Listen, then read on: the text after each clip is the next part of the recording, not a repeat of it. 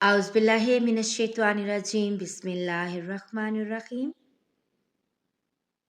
ابو زناد نے بیان کیا، ان سے عرج نے اور ان سے ابو ہریرہ رضی اللہ تعالیٰ عنہ نے کہ رسول اللہ صلی اللہ علیہ وآلہ وسلم نے فرمایا کہ ایک شخص نے بنی اسرائیل میں سے کہا کہ مجھے ضرور صدقہ آج رات دینا ہے۔ چنانچہ وہ اپنا صدقہ لے کر نکلا اور نا واقفی سے ایک چور کے ہاتھ میں رکھ دیا۔ صبح ہوئی تو لوگوں نے کہنا شروع کیا کہ آج رات کسی نے چور کو صدقہ دے دیا۔ اس شخص نے کہا کہ اے اللہ، تمام تعریف تیرے ہی لیے ہے، آج رات میں پھر ضرور صدقہ کروں گا۔ چنانچہ وہ دوبارہ صدقہ لے کر نکلا اور اس مرتبہ ایک فاحشہ کے ہاتھ میں دے آیا۔ جب صبح ہوئی تو پھر لوگوں میں چرچا ہوا کہ آج رات کسی نے فاحشہ عورت کو صدقہ دے دیا۔ اس شخص نے کہا، اے اللہ، تمام تعریف تیرے ہی لیے ہے، میں زانیہ کو اپنا صدقہ دے آیا۔ اچھا، آج رات پھر ضرور صدقہ نکالوں گا۔ چنانچہ اپنا صدقہ لیے ہوئے وہ پھر نکلا اور اس مرتبہ ایک مالدار کے ہاتھ پر رکھ دیا۔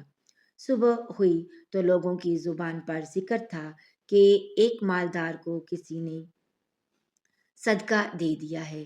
اس شخص نے کہا کہ اے اللہ، حمد تیرے ہی لیے ہے، میں اپنا صدقہ لا علمی سے چور، فاحشہ اور مالدار کو دے آیا۔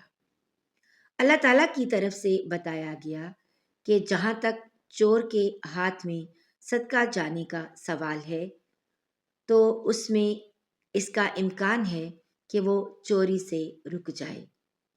اسی طرح فاحشہ کو صدقہ کا مال مل جانے پر اس بات کا امکان ہے کہ وہ زنا سے رک جائے، اور مالدار کے ہاتھ میں پڑ جانے کا یہ فائدہ ہے کہ اسے عبرت ہو اور پھر جو اللہ عز و جل نے اسے دیا ہے وہ خرچ کرے۔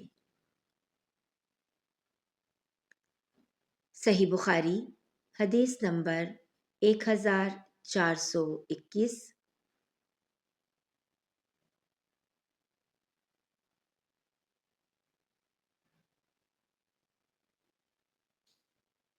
معن بن یزید نے بیان کیا، انہوں نے کہا کہ میں نے اور میرے والد اور دادا اخفش بن خبیب نے رسول اللہ صلی اللہ علیہ وآلہ وسلم کے ہاتھ پر بیعت کی تھی۔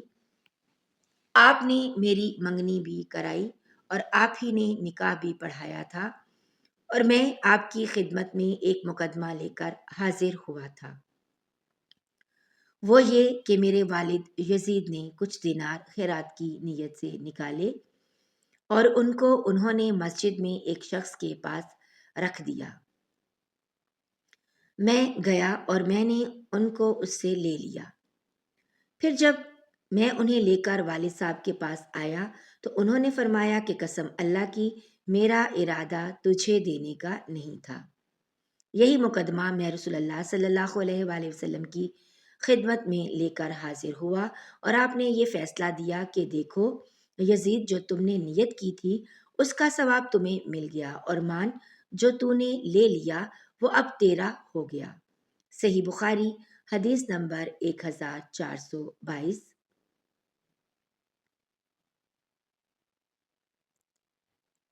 خبیب بن عبد الرحمن نے حفظ بن عاصم سے بیان کیا، ان سے ابو ہریرہ رضی اللہ تعالیٰ عنہ نے کہ نبی کریم صلی اللہ علیہ وآلہ وسلم نے فرمایا، 7 قسم کے آدمیوں کو اللہ تعالیٰ اپنے عرش کے سائے میں رکھے گا جس دن اس کے سوا اور کوئی سایہ نہ ہوگا۔ انصاف کرنے والا حاکم، وہ نوجوان جو اللہ تعالیٰ کی عبادت میں جوان ہوا ہو، وہ شخص جس کا دل ہر وقت مسجد میں لگا رہے، 2 ایسے شخص جو اللہ تعالیٰ کے لیے محبت رکھتے ہیں، اسی پر وہ جمع ہوئے اور اسی پر جدا ہوئے، ایسا شخص جسے کسی خوبصورت اور عزت دار عورت نے بلایا لیکن اس نے یہ جواب دیا کہ میں اللہ سے ڈرتا ہوں، وہ انسان جو صدقہ کرے اور اسے اس درجہ چھپائے کہ بائیں ہاتھ کو بھی خبر نہ ہو کہ داہنے ہاتھ نے کیا خرچ کیا، اور وہ شخص جو اللہ کو تنہائی میں یاد کرے اور اس کی آنکھیں آنسوؤں سے بہنے لگ جائیں۔ صحیح بخاری حدیث نمبر 1423۔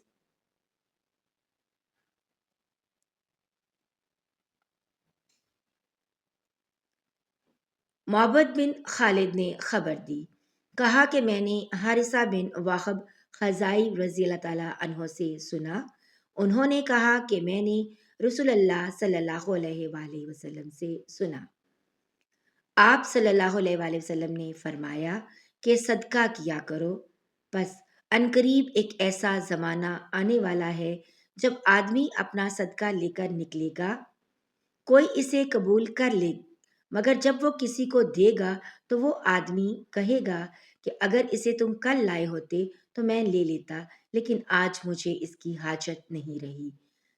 صحیح بخاری حدیث نمبر 1424۔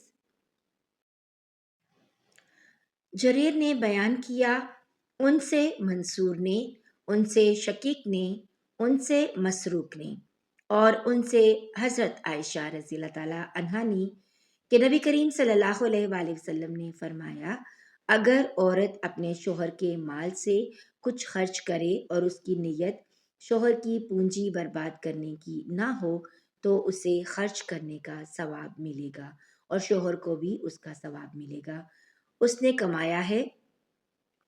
اور خزانچی کا بھی یہی حکم ہے، ایک کا ثواب دوسرے کے ثواب میں کوئی کمی نہیں کرتا۔ صحیح بخاری حدیث نمبر 1425۔ عبداللہ بن مبارک نے خبر دی، انہیں یونس نے، انہیں زہری نے، انہوں نے کہا مجھے سعید بن مسیب نے خبر دی، انہوں نے ابو ہریرہ رضی اللہ تعالیٰ عنہ سے سنا کہ نبی کریم صلی اللہ علیہ وآلہ وسلم نے فرمایا، بہترین خیرات وہ ہے جس کے دینے کے بعد آدمی مالدار رہے، پھر صدقہ پہلے انہیں دو جو تمہاری زیر پرورش ہیں۔ صحیح بخاری حدیث نمبر 1426۔ حشام بن عروہ نے اپنے باپ سے بیان کیا، ان سے حکیم بن حزام رضی اللہ تعالیٰ عنہ نے کہ نبی کریم صلی اللہ علیہ وآلہ وسلم نے فرمایا، اوپر والا ہاتھ نیچے والے ہاتھ سے بہتر ہے، اور پہلے انہیں دو جو تمہارے بال بچے اور عزیز ہے، اور بہترین صدقہ وہ ہے جسے دے کر آدمی مالدار رہے، اور جو کوئی سوال سے بچنا چاہے گا اسے اللہ تعالیٰ بھی محفوظ رکھتا ہے، اور جو دوسروں کے مال سے بے نیاز رہتا ہے اسے اللہ تعالیٰ بے نیاز ہی بنا دیتا ہے۔ صحیح بخاری حدیث نمبر 1427۔ وہیب نے بیان کیا کہ ہم سے حشام نے اپنے والد سے بیان کیا، ان سے ابو ہریرہ رضی اللہ تعالیٰ عنہ نے، اور ان سے نبی کریم صلی اللہ علیہ وآلہ وسلم نے ایسا ہی بیان فرمایا۔ صحیح بخاری حدیث نمبر 1428۔ حماد بن زید نے بیان کیا، ان سے ایوب نے، ان سے نافع نے، اور ان سے ابن عمر رضی اللہ تعالیٰ عنہ نے کہ میں نے نبی کریم صلی اللہ علیہ وآلہ وسلم سے سنا۔ دوسری سند اور ہم سے عبداللہ بن مسلمہ نے بیان کیا، ان سے مالک نے، ان سے نافع نے، اور ان سے عبداللہ بن عمر رضی اللہ تعالیٰ عنہما نے کہ رسول اللہ صلی اللہ علیہ وآلہ وسلم نے فرمایا، جب کہ آپ ممبر پر تشریف رکھتے تھے، آپ نے صدقہ اور کسی کے سامنے ہاتھ نہ پھیلانے کا اور دوسروں سے مانگنے کا ذکر فرمایا، اور فرمایا کہ اوپر والا ہاتھ نیچے والے ہاتھ سے بہتر ہے، اوپر کا ہاتھ خرچ کرنے والا ہے اور نیچے کا ہاتھ مانگنے والا ہے۔ صحیح بخاری حدیث نمبر 1429۔ ابو عاصم نبیل نے عمر بن سعید سے بیان کیا، ان سے ابن ابی ملیکہ نے کہ عقبہ بن حارث رضی اللہ تعالیٰ عنہ نے ان سے بیان کیا کہ رسول اللہ صلی اللہ علیہ وآلہ وسلم نے عصر کی نماز ادا کی، پھر جلدی سے آپ گھر میں تشریف لے گئے، تھوڑی دیر بعد باہر تشریف لے آئے، اس پر میں نے پوچھا یا کسی اور نے پوچھا تو آپ نے فرمایا کہ میں گھر کے اندر صدقہ کے سونے کا ایک ٹکڑا چھوڑ آیا تھا، مجھے یہ بات پسند نہیں آئی کہ اسے تقسیم کیے بغیر رات گزاروں، بس میں نے اس کو بانٹ دیا۔ صحیح بخاری حدیث نمبر 1430۔